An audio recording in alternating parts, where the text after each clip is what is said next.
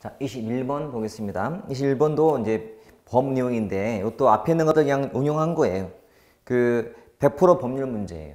따로 설명 필요 없는. 그래서 20번만 조금만 잘 넘어갔다면 이것도 무난하게 푸는 거니까 종류, 그다음에 거기 들어있는 그 숫자. 아까 우리 2번 제문처럼 2분의 1 아니잖아. 3분의 2이기 때문에 금방 풀리는 문제예요. 자, 22와 3등은 정책 어떤 변동 내용들인데 인물이 똑같죠. 호구드 피터스. 그래서 거기에 정책 창안, 뭐 종결 등 나올 거예요. 근데 목적은 유지하면서 수단 바뀌는 게 승계. 문제의 90%가 승계 문제. 승계 문제. 그래서 20번이면 쉬운 내용이고 23번 문제도 뭐 혁신, 뭐 종결 등 물어봤는데 좀 어렵게 구성해 놨어요. 7급답게. 항상 7급은 여러분 제가 얘기했듯이 문제를 만들 때 앞에 지문은 또 뒤에 지문은 구분할 때가 좀 어렵게 보여요. 그러니까 앞에 거는 뭐 틀리게 뒤에 거를 맞게 했거나 아니면 앞에 거를 맞고 뒤를 틀리게 했거나 이럴 때 이게 묻혀갖고 안 보여요. 그 1번 제문도 원래 혁신은 없는 걸 만드는 게 혁신이에요. 그게 22에 나와 있는 창안과 같은 말이에요. 정책 창안. 무에서 유 만드는 거예요. 없는 걸 만드는 거예요. 새로운 문제가 생긴 거예요. 그러면 정책을 만들어야 되거든. 그러니까 없던 문제가 생긴 거예요. 그 문제를 풀기 위해서 정책을 만드는 게 정책 창안, 정책 혁신이라고 불러요. 그래서 그 지문처럼 기존의 조직과 회사를 활용하는 게 아니야. 새롭게 만들어야 돼. 기존이라는 게 말이 안 돼요. 없는 걸 만들어야 되거든. 종결. 밑에 승계종, 선형적 승계. 유지. 자, 23번에는 4번 그 지문하고요. 그 위에 있는 20번은 비슷한 거예요. 그러니까 수단 바꾸는 것이 성격을 좀 바꾸는 거거든. 보통 그러니까 승계를 의미할 때 쓰는 말이니까. 그래서 네 가지가 있다. 혁신, 그다음에 유지, 승계, 종결. 그 네 가지의 특징을 보되 특히 승계를 많이 봐놓자. 왜냐하면 승계 문제가 넘겨보시면 나오는 25번에 또 나왔어요. 좀 구체적으로 선형 승계, 부분 정결, 뭐 정책 통합, 우발적 승계 등으로 이것도 시험에 나올 때 참 어려워요 이게. 왜냐면 잘 안 보는 게 나왔잖아. 자, 25번 같은 경우는 선형적이다. 선형 반대가 비선형. 그러니까 뭐 큰 게 작게 바뀌거나 아니면 작은 게 크게 바뀌는 게 약간 비선형적인 거. 선형은 유사한 게 바뀌는 게 선형적 승계예요. 자, 부분 종결은 하나의 정책이 다수의 정책으로 분할된다? 이거는 사실은 되게 아는 사람이 쉬운 건데 그림상 이거죠. 그림상 표현한다면. 자, 이랬던 정책이 자, 요렇게 바뀌는 게 있어요. 이렇게. 이거를 뭐라 할까요? 정책 분할. 오, 쉽죠? 분할. 나눴잖아, 지금. 그럼 이거는 뭘까? 반대로. 정책 통합이라고 해요. 합친 거고, 나눈 거고, 분할한 거니까. 근데 부분 정결은 어떤 거냐면, 원래 이랬던 정책이 있었는데, 이 정책이 이렇게. 이런 거예요, 지금.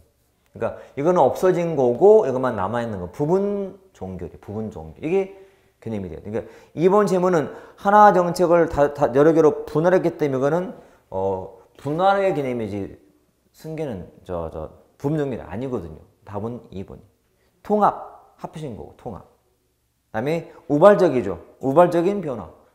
말로 보시면 그러니까 사실 선형도 보면 그냥 보이고 그다음에 통합도 보이고 우발도 보여. 근데 부분 종결인데 지문상에 종결이라는 말이 없어요. 분할은 분할이지 이렇게.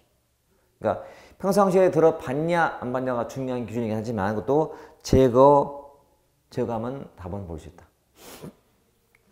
자, 왼쪽에 24번에 있는 그 내용은 어디선가 본 듯함.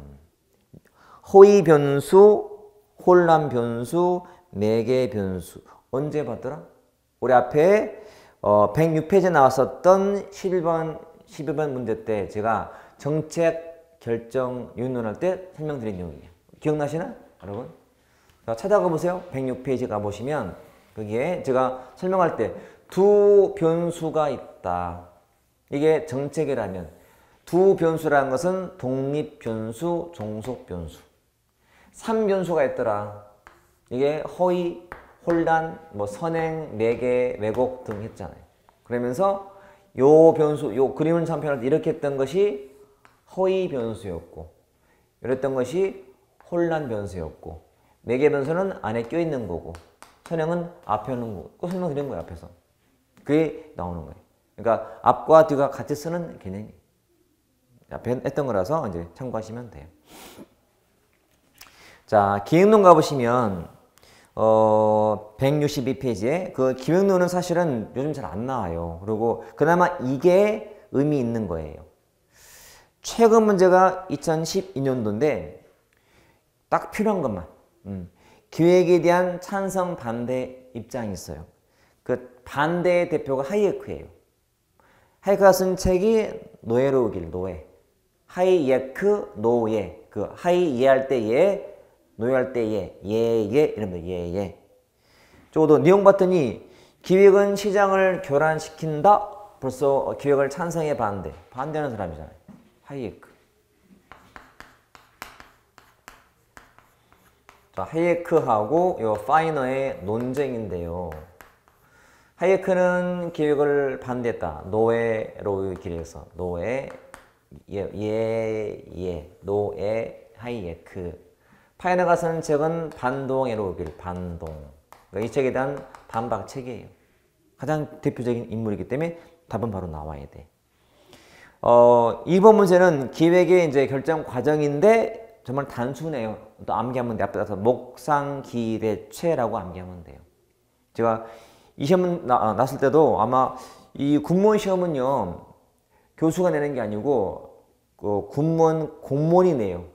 공무원인 사람이 시중에 있는 책 갖다가 내거나 하는 건데, 제가 수업 시간 때 암기를 시켰거든요. 이거를 목상기대체라고. 아마 그 출제한 사람이 내 수업을 들은 합격자 같아. 이거. 보통 별로 안 중요한데 나온 거야. 그것도 순서 문제는 잘 안 물어봐요. 근데 혹시나 해서 이제 암기시킨 게 나온 거지. 앞에 따서 목상기대체 하면 돼. 3은 지금도 언급될 수 있는 문제. 자, 법칙이 나오죠. 그레이시안 법칙. 자, 원래 뜻이 뭐냐면 악화가 양화를 구축한다예요. 응? 악화가, 배드머니가, 악화가 양화, 굿머니를 구축한다. 구축은 몰아내고 차지한다는 뜻이에요. 그러니까 나쁜 게 좋은 걸 몰아내는 때 쓰는 말이야. 좀 부정적인 뜻이에요. 그러니까 기획도 수립할 때 뭐 좋은 기획은 안 해. 쉬운 것만 하더라. 이런 그런 표현이 요예요. 그러니까 앞에다 넣기만 하면 돼. 원래는 요 그레이시안 법칙인데 여기다가 자, 기획을 넣어도 되고, 자, 뭘 넣어도 돼. 항상 이 법칙 자체가 좀 부정적인 뜻이에요. 나쁜 게 좋은 걸 몰아낸다는 뜻이기 때문에. 그래서 기획을 수립할 때 실행이 용이한 것만 짜더라. 반복적인 것만 짜더라. 최신적인 것들 안 하더라. 그런 말이 요 기획의 유형 법칙. 이거 알면 돼. 그래서 밑에 이제 나오죠. 4번처럼 무사한 일, 소극적이고 일상적인 집행 업무를 중시할 때 쓰는 말. 자, 이게 그레이시안 법칙의 핵심. 그거만 알면 돼. 자, 이제 조직론 가볼까요? 많은 분들이 사실 정책론 되게 어려워하는데요. 어려워하는 부분이 앞에 이제 이론적인 것들 또는 뭐 계산 문제 때문에 좀 어려워하는 거예요. 여러분들은 이제 책에 있는 실리는 것만 잘 보더라도 반복하게 되면 응용이 되기 때문에 저는 그런 느낌이 있어요, 여러분. 그러니까 무조건 많이 보는 것보다도 반복하다 보면 우러난다는 느낌? 그걸 잘 경험해 보셔야 돼. 그러면 아마 자신감이 생길 거예요. 자, 앞에 정리된 내용들 잘 한번 일독하시고 시간 될 때마다 꼭 봐두셔야 돼요. 시간 될 때마다. 자, 178페이지 1번 문제. 학자와 유형 간 관계인데 좀 단순하죠. 단순해요. 암기하셔야 돼. 암기하려면 암기법을 동원하셔야 돼요. 이것도 제가 봐요. 시험 나와서 하는 게 절대 아님을 먼저 말씀드릴게요. 제가 수업 시간 때 그랬어요. 시험에 나오면 분류만 나올 거다. 그러니까 어떤 학자가 어떻게 분류 때만 나올 거다. 그건 나온 거예요. 다 몰라도 여러분 애쫀이가 한 분류 방식은 강공규예요. 강공규. 강제, 공리, 규범. 애쫀이. 강공규. 근데 1번 봤더니 파슨스가 강공규 아니잖아요. 답이 1번 바로 나와야 돼. 단기전사임이라고 제가 암기시켜요. 민츠버그는. 대신 이제 번역만 단기전사인데 할거적 구조, 사합구조가 할거구조거든. 할거 양태라고 하기도 하고 또는 분할구조라고도 불러요. 자, 블루와 스캇은 제가 뭐라 했어요? 호사봉공. 사 대신에 기업이라고 돼. 사업조직, 기업조직. 표현만 조금 달라요. 그리고 칵스 주니어는 그냥 참고하시면 되고. 그러니까 모든 문제는 그 시대적인 흐름을 타요. 그래서 과거에 냈던 게 지금은 안 나오는 게 있고 요즘 자꾸 나오는 게 있어요. 그러면 옛날 것들은 나온다면은 단순하게 나와요. 깊이 나오는 게 아니고 좀 가볍게 물어봐요. 분류 정도만. 그리고 요즘 걸 깊이 묻는 거예요. 그래서 이것도 앞으로 마찬가지여서 1번 문제만 잘 보더라도 나머지 웬만큼 다 커버가 될 거다 보시면 되고 이제 알다시피 중요한 문제가 뭐냐면 데프트잖아. 데프트. 여러분 데프트가 분류했던 조직 형태가 뭐가 있어요? 암기해보세요. 기삼의 순회. 기삼의고 기삼의 순회 있잖아요. 끝에 이쪽에 자 기계적 구조, 이쪽은 유기적 구조 해놓고 이 중에서 요 기계적 구조하고 기능 구조가 이렇게 생겼어요. 이게 우리가 알고 있는 관료제 같아. 관료제. 분업이 되어 있고 그 다음에 계층이 나 있어요. 이게 기계적 기능 구조예요. 유기적 구조라는 것은 이렇게 생겼어요. 이게 유기적이에요. 일종의 탈관료제랄까? 관료제라면 이게 탈관료제. 기계적, 그 다음에 요 기능 구조 이렇게. 나머지는 탈관료제 가까 이렇게. 자, 그러니까 사업 구조, 매트릭스, 수평 구조가 이퀄 팀제고요. 팀제, 네트워크 조직이 다 이런 거예요.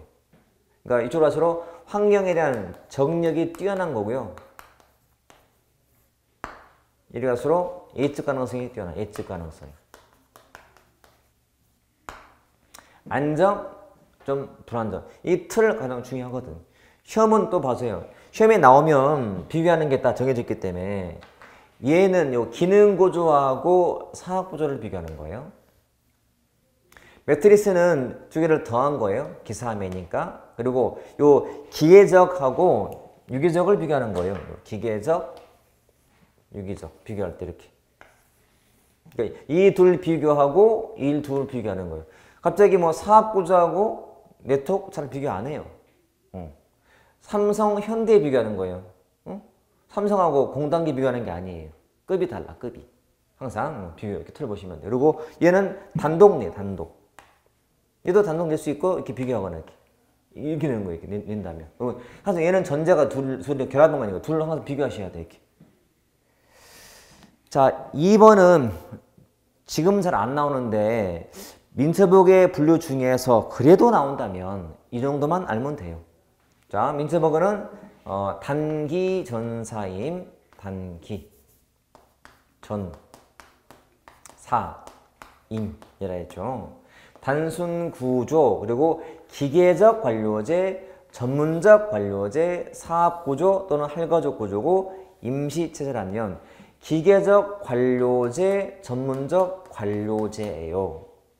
자, 공부를 좀 한 사람이라면 자, 관료제 그러니까 느낌이 안정, 불안정. 둘 다 안정적이에요. 둘 다 안정적이에요. 느낌상 자, 기계적, 전문적 어디가 좀 단순해 보이나요? 기계적. 단순하고 안정된 상황에 적합해요. 여러분 복잡하고 안정적 상황에 적합하고 요거 플러스 하나 더 하면 돼요. 이게 문제처럼 수평적이고 그 다음에 수직적 분권화예요.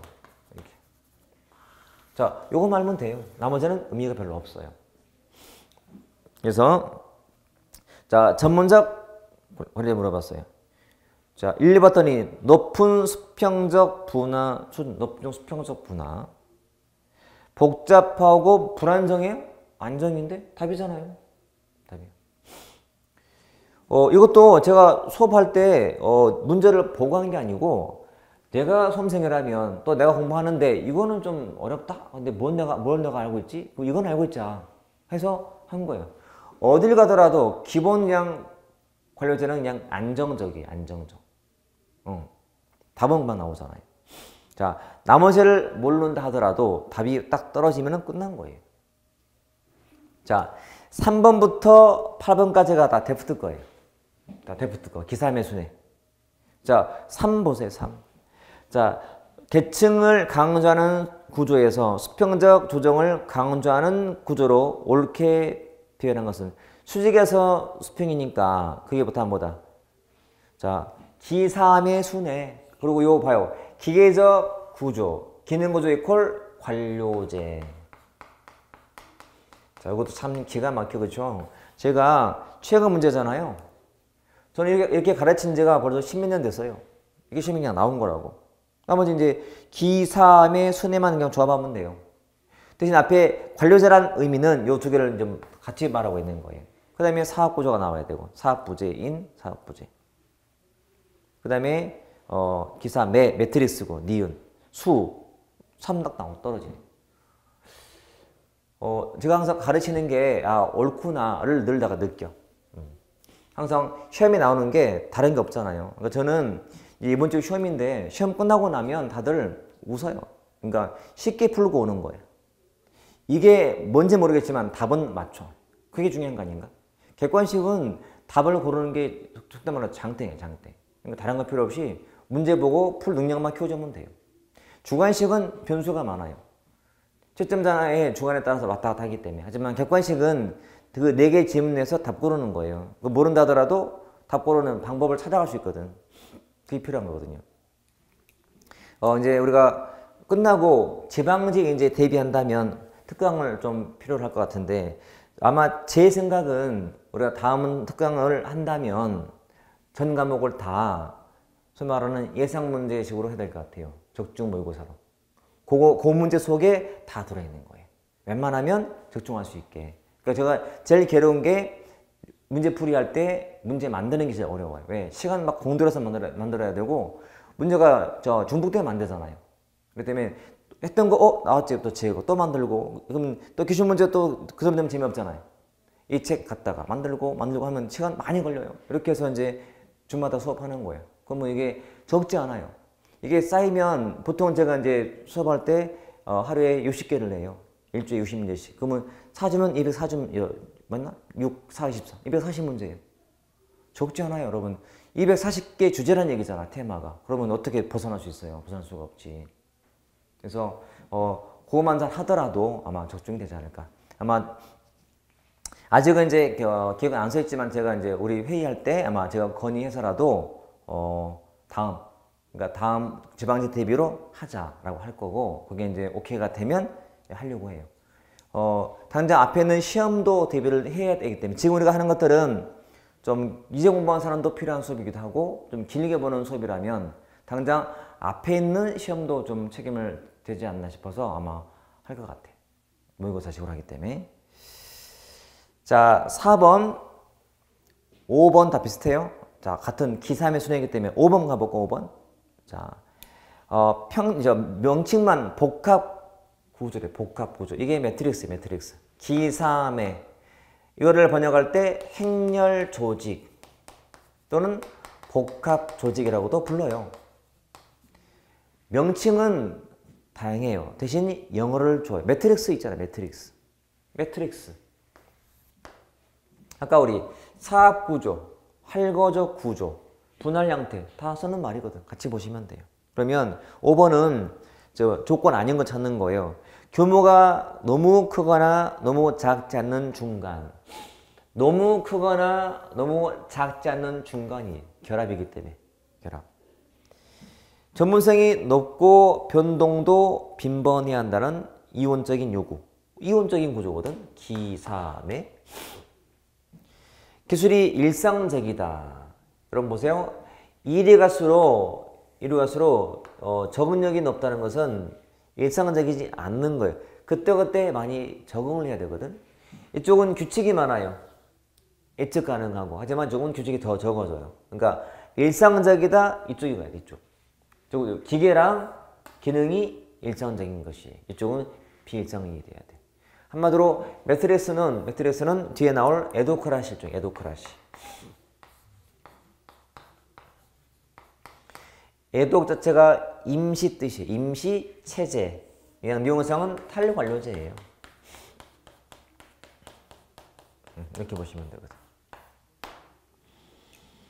자, 1, 2, 4번 지문 자체가 사실은 그렇게 많이 쓰는 단어는 아니에요. 근데 3으로 풀어야 돼. 이때 푸는 그 근거가 뭐냐? 이런 틀이야, 틀. 제가 늘 강조했잖아요. 분류하는 게 나오면 해놓으시라. 분류. 뭐 동기론, 뭐 내용이론, 과정이론 하듯이 분류를 먼저 해놓고 들어가셔야 돼. 그러면 답이 쉽게 보여. 이것도 마찬가지였어요. 6도 엄청 쉽죠, 여러분. 기계적, 유기적. 이게 기계적, 유기적 찾는 거예요. 그래서 봐요. 뭐가 더 직매의 범위가 넓어 보이나요? 더 넓죠? 여러분 좁고요. 좁잖아, 좁고. 이건 튼 거거든, 넓고. 그러니까 기억은 들어가야 돼. 뭐가 더 책임이 더 명확해 보이나? 책임이 명확해. 직무가 좁을수록 명확하고, 이거는 같이 하는 구조예요. 업무를 같이 하는 거니까 책임이 불명확하니까 니은이 있으면 안 돼. 니은 탈락? 그러면 2, 3번 탈락. 이게 더 기계적이죠. 뭘 인간적이죠. 그러면 디귿 탈락? 그럼 답은 이미 나와 있네. 1번으로. 다원화된 높은 공식과 모호한 책임. 책임 명확, 모호한 책임. 이런 식으로. 금방 나와요. 넘겨서. 자, 7번 다 비슷해요. 이게 기능부서와 사업부서와 혼합부서와 똑같아요, 여러분. 똑같기 때문에. 적어도, 데프트가 워낙 중요한 인물이다 보니까, 데프트가 부서를 만드는 방식이 4가지예요. 그래서 기능, 사업, 지역, 혼합부서하고, 지역부서, 자원부서라는 개념은 없어요. 그렇기 때문에 이렇게 보시면 돼.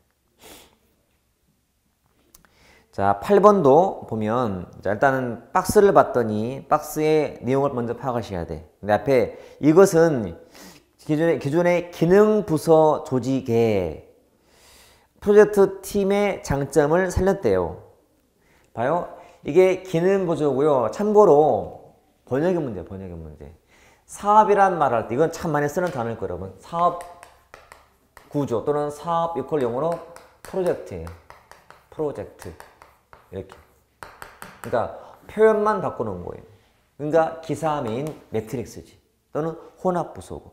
그러면 자, 1번 표준화 규칙화가 높아요? 여러분 봐요. 이게 표준화잖아. 표준화 규칙이 높은 거고요. 이거는 낮은 거라서. 매트릭스도 에도크라시의 일종이에요. 불안정. 비일상적일 때 적합한. 이게 공식, 규칙이 많아, 높고, 이거는 낮다고 봐야 돼요. 답이면 끝나야죠, 이렇게. 그 문제를 풀면 제가 더 막 기분이 좋아하죠. 왜냐하면 하나를 알면 다 응용이 되거든요. 그러면 공부할 때 근본적인 방식이 되면 나중에 뭐가 나와도 풀 수 있어요, 여러분. 그러니까 그 책을 활용하는 방법 중에 하나가, 이 문제는 쉬워. 그러면 아예 그어버리세요. 그 중에서 이 질문만 좀 특이했어. 아니, 애매해. 그것만 따로 이렇게 색깔 칠해 놓으세요. 이렇게 따로 묶어가지고. 그것만 보시면 돼요. 이 문제는 필요 없어. X. 이거는 중에 동그라미. 그래 놓고 볼 때마다 좀 헷갈린다 하는 것들은 그 책에 이렇게 있으면 여기다 이렇게 포스트잇 하나 딱 표시나 포스트잇을 갖다. 빨간색은 어려운 거, 뭐 초록색은 어떤 거 이렇게 나름대로 의미를 부여하시면 돼. 그럼 나중에 필요할 때마다 그것만 보시면 돼요. 시간도 세이브하기 위해서. 자, 9번부터는 조직 이론이에요. 이것도 제가 말하는 틀이 중에 틀이. 틀. 자, 무슨 틀? 자, 조직하면은 일어나게 되면 고전적 조직이론, 신고전적 현대 그렇게 딱 세 가지 틀이 잡혀야 돼. 고전적 조직이론, 신고전적 조직이론, 그리고 현대 조직이론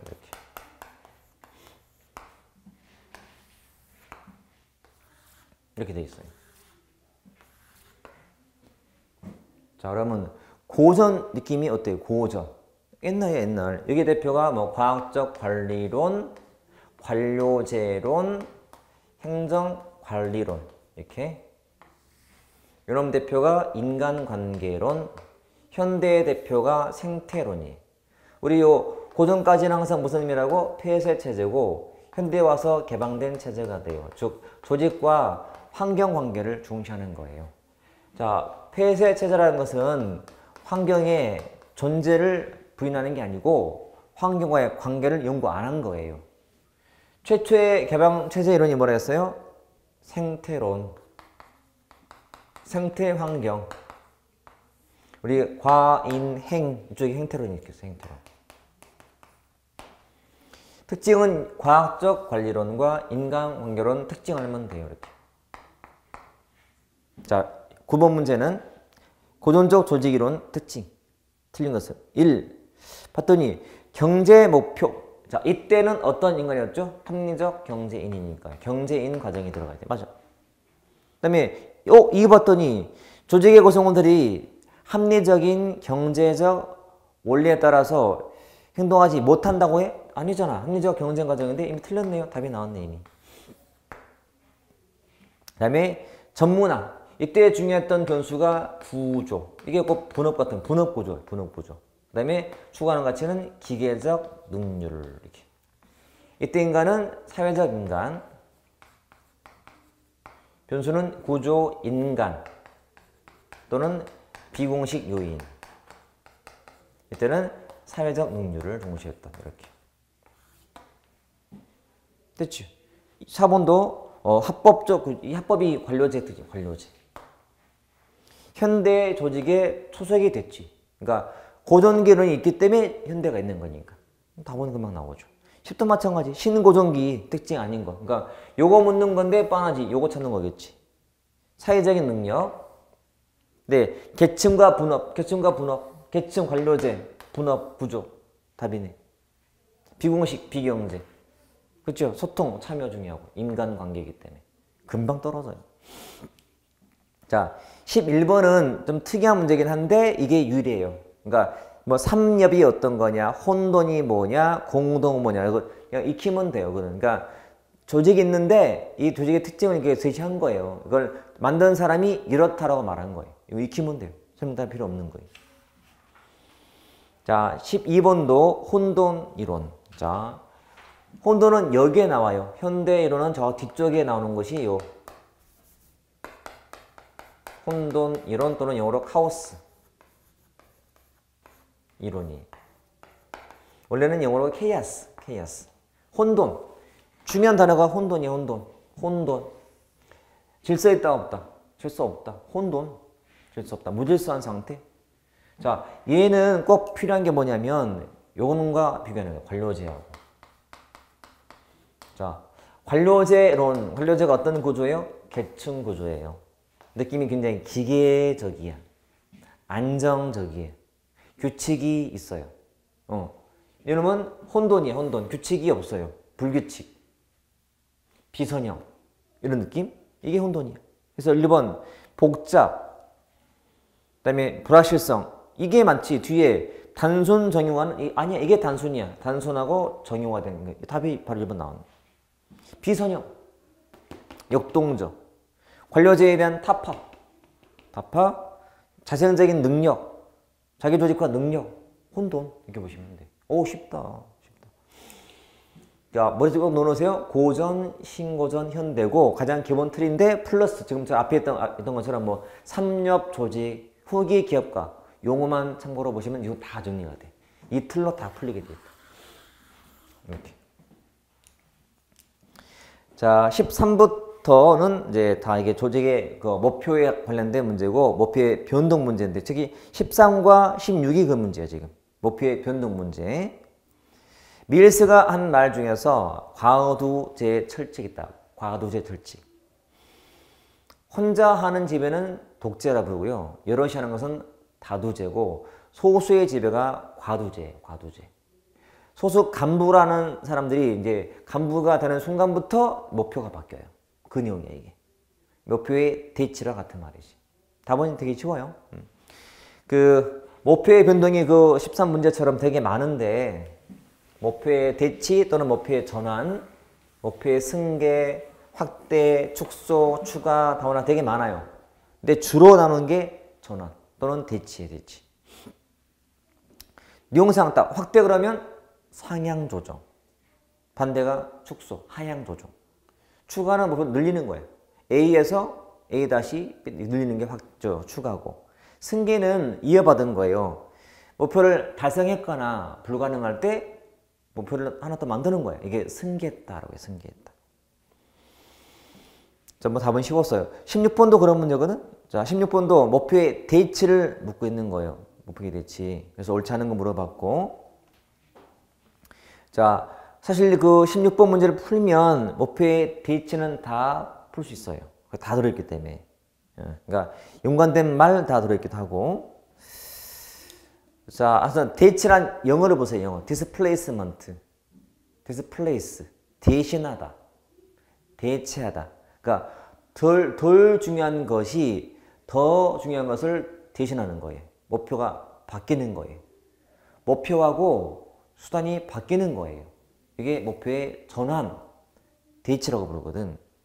그래서 1번 봤더니 처음 언급한 사람이 누구? 아까 우리 밀스야, 밀스. 답이 1번 바로 나오잖아요. 배반한 사람은 뭘 주장한 사람이야? 관료제론. 답이 금방 끝났네? 금방 나왔어. 그래서 결론은 13번과 16번을 읽자. 그러면 13번 내용에는 이제 나머지가 설명이 되어 있고 16은 목표의 대치를 자세히 해놨으니 다 풀리게 되어 있죠. 문제는. 자, 14번, 15번 등은 이제 조직의 원리 문제예요. 이것도 분류가 중요하다, 여러분. 자, 조직의 원리, 뭐 원리론, 원리학파, 행정 원리론 참 말은 많아. 비슷해요. 자, 둘로 분류하자. 뭘로 분류하시면 돼? 원리 그러면 분화, 그 다음에 통합. 이렇게. 분화의 원리, 통합의 원리. 요 분화란 나누는 거니까 분업 또는 전문화, 부성화, 부처 편성이란 뜻이에요. 등등등 분하고 통합의 가장 기본은 조정 원리, 뭐 계층제 원리, 통설 범위, 뭐 명령 통일, 명령 개통. 좀 쉽게 말하면 좀 세. 느낌이 좀 세. 통합하려면 좀 세야 돼. 이렇게. 14번은 분류하는 거 지금. 분화와 통합 구분했을 때 문제가 분화가 아닌 거 찾는 거야. 그럼 뭐가 보여? 계층이 보이네? 답은 바로 3번 나오죠.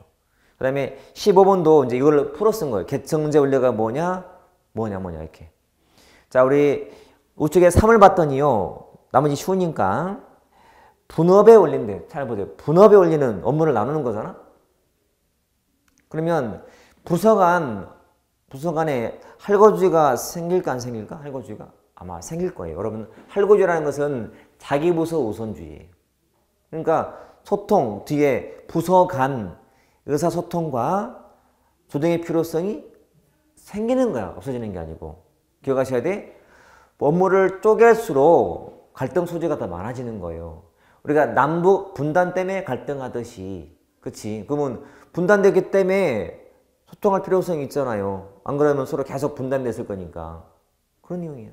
답은 바로 나오게 돼 있어요. 그리고 이제 4 봤더니 많이 본 듯한 부서와의 원리에 기능부서와 사부서와 지역부서와 혼합부서와 이거 누가 말한 거지? 데프트 앞에 나왔잖아요. 그러니까 문제는 늘 겹치게 돼 있어요. 자, 17번도 이제 그중에서 분업을 묻는 거야. 분업. 자, 옳지 않은 것은 분업은 업무량의 변동이 심하거나 원자재 공급이 불안정할 경우에 더 잘 유지가 된다. 불안정일지 안정일지가 좀 의심스러워요. 넘어가 볼게요. 분업이 고도화되면 소외감이 생길 수가 있어요. 업무를 쪼갤수록, 그러면 같이 하는 게, 여러분 분업 반대가 뭘까요? 여러분 분업 반대가 집권이 아니에요. 협업이지. 협업.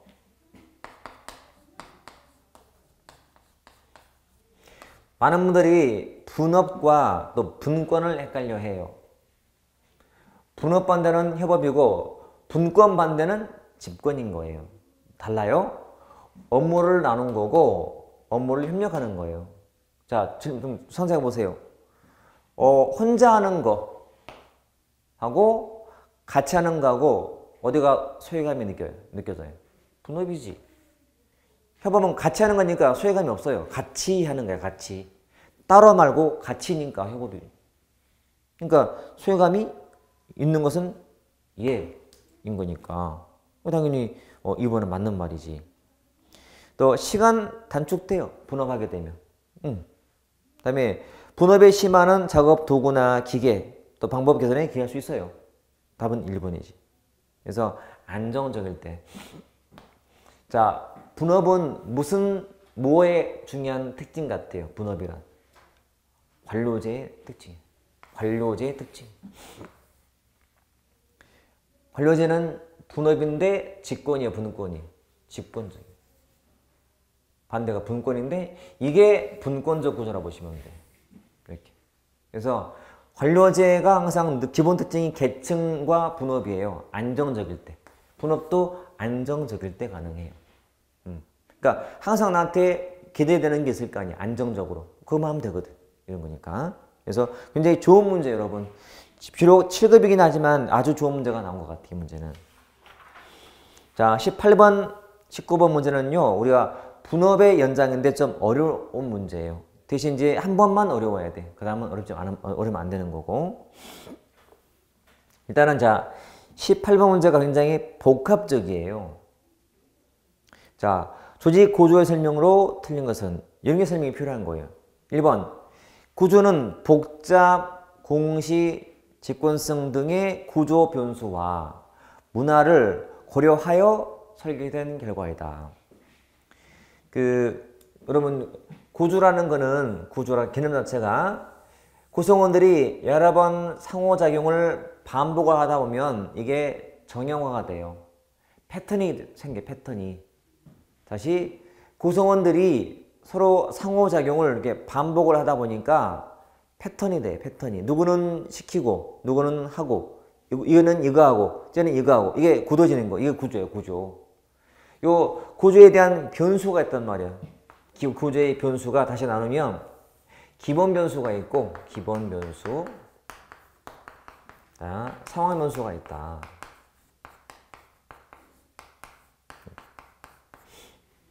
자, 기본 변수가 뭐냐? 복잡성, 공식성, 집권성이에요. 상황 변수는 규모, 기술, 환경이고, 편하게 뭐 암겼더라? 우리 복공집 했다.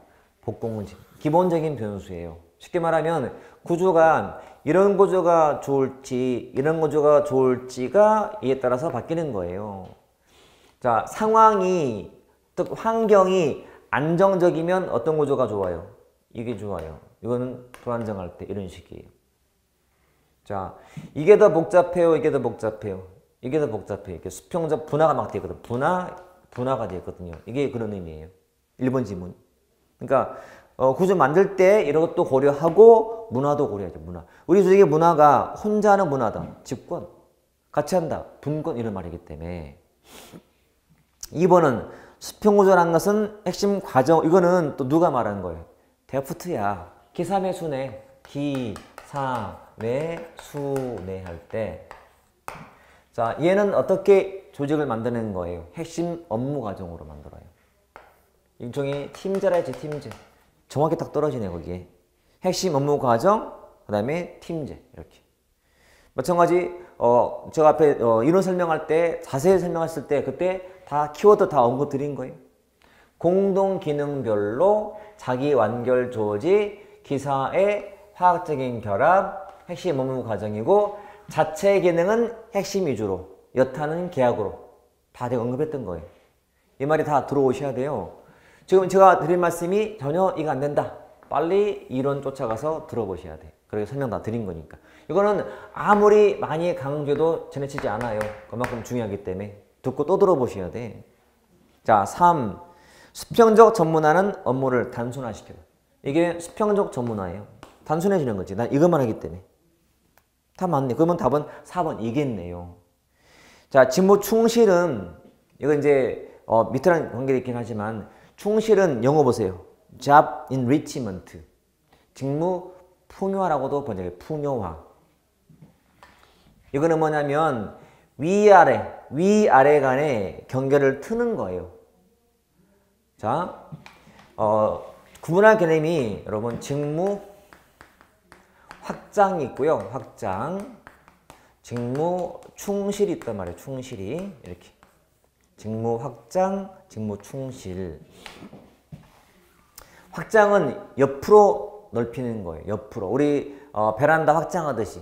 아파트에 확장하듯이. 그 말은 이렇게 업무가 이렇게 있는데 이렇게 분리가 되는 게 있었고 이게 있다면 확장은 이렇게 넓히는 거예요.